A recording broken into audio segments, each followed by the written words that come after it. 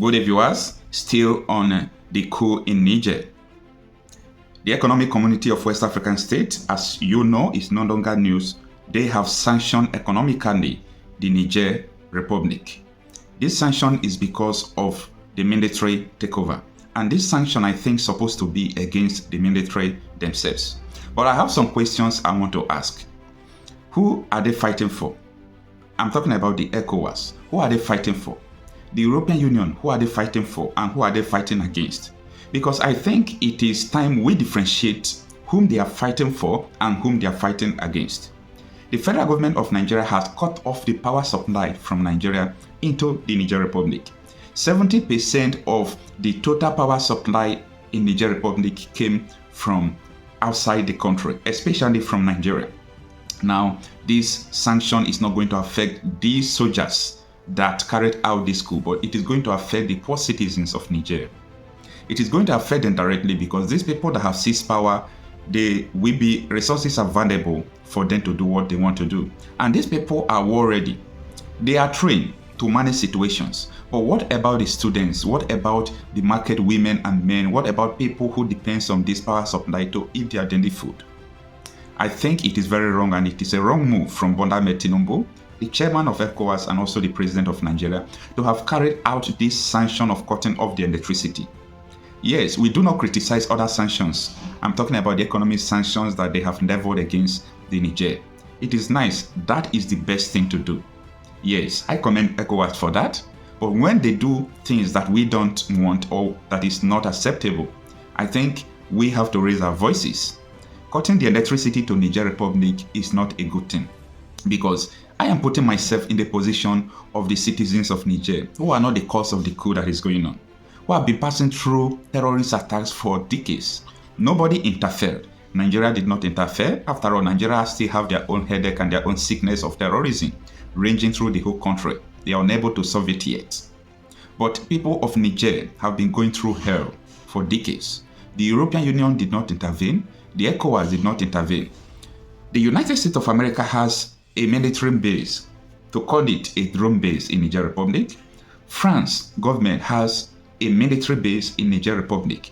But amidst all this base, abject poverty, insecurity deterred these people. I believe that these bases are there to protect people mining uranium. Uranium is one of the elements that is needed to manufacture atomic bombs and other sophisticated bombs. I think that is what these people wanted in Niger. That is why the military base is there. Because the terrorist attacks or the terrorism in Niger have never been combated truthfully by all these military bases in Niger Republic. And I think if at all we want to fight coup, we want to fight all these things going on in Africa, we should go straight to the root. What happened? Where did it start? And why are we having all this coup? Until we get to the root of this matter, we are not going to find solution to it. Threatening the Niger that you are going to strike their military bases or do all sorts of things militarily, I don't think it is the solution. Remember what happened in Mali when military coup happened? There was a lot of threat from all angles, but these people were resolute and they defended themselves and chased away France military from Mali. If they could do that, I don't think there is anybody that can come out to challenge them today. Yes, because when people are determined to do things, they are resolute.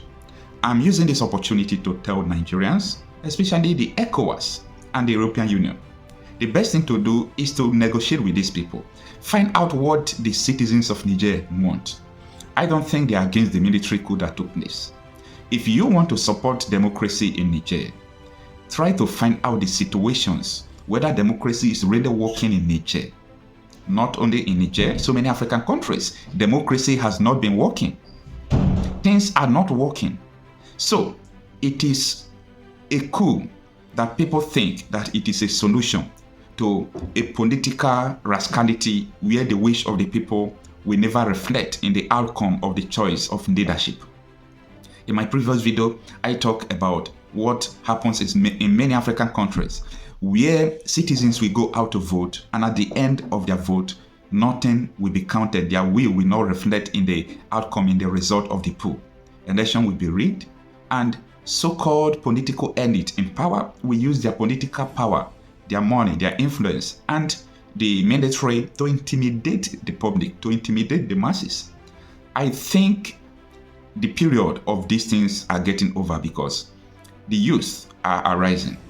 Africans have most potential youth. 70% of our population are youth.